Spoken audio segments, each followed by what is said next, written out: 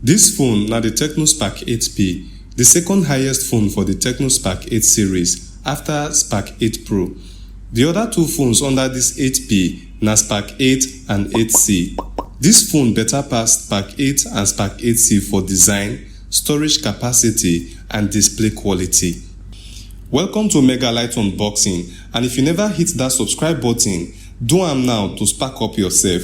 Plus, remember to click the like button because it dey help me well. The phone come inside this box and are the same with the Spark 8 and Spark 8C.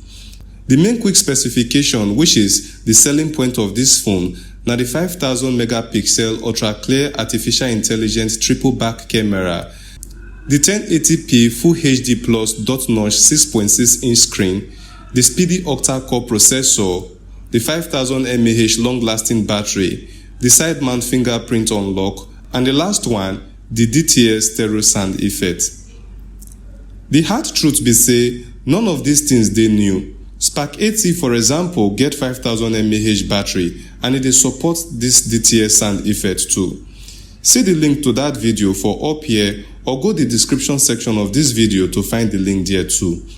The packaging box carry transparent flexible plastic bumper case when fit the phone without interfering with the design. Then the charger. E dey neatly designed and you fit get only this type of charger for just this phone. And right inside this box, you go find the USB 2.0 cable, the earpiece, and finally, SIM remover. The price of the phone na 88,000 naira, and if you look am somehow, not be bad price at all. The naira dey lose value every day, and the phone get some really good features. For example, the phone come with the side mount fingerprint unlock, and this same side carry the volume button. This one na one area where Spark 8P take pass its two small brothers. For the other corner of the phone, you go see the SIM house. It dey support two small SIM cards with memory card. My problem here be say, na struggle before the SIM tray go fit come out or slide inside again. E no too dey smooth as I bin think.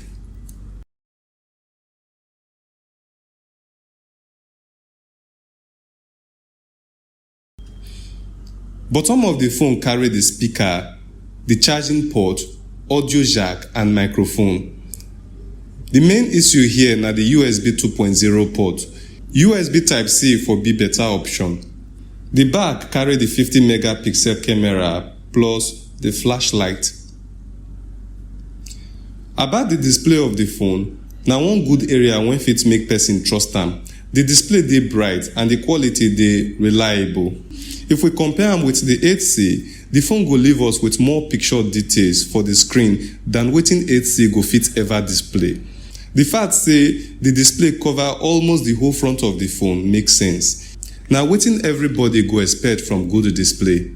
About the response rate, e no too bad. We no go fit compare am with premium phones own, but e still good.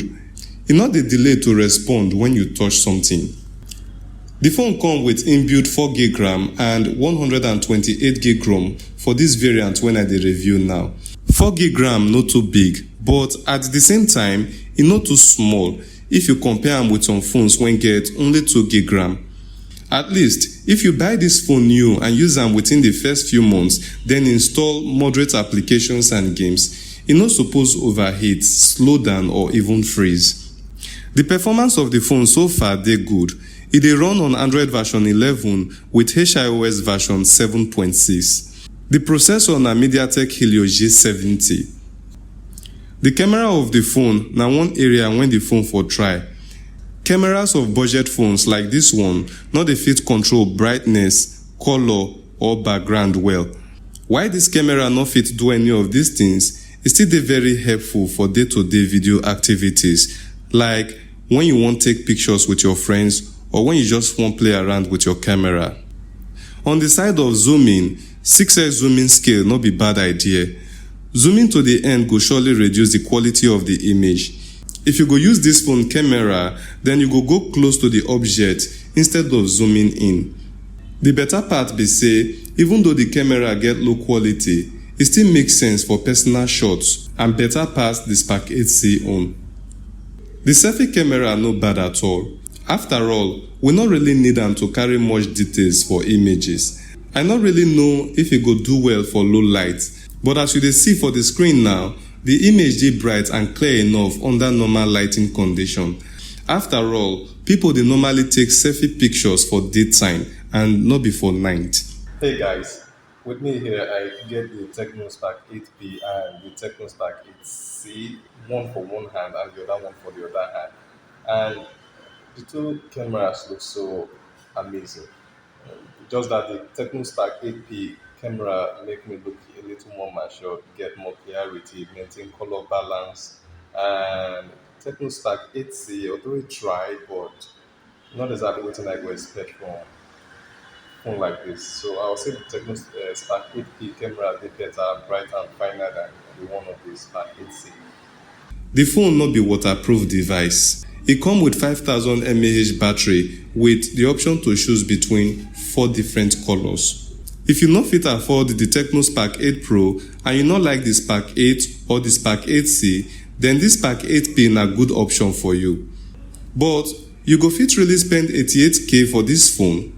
Tell me wetin you think for the comment section for bottom of this video. Don't forget to subscribe to this channel and like this video. See you for my next video.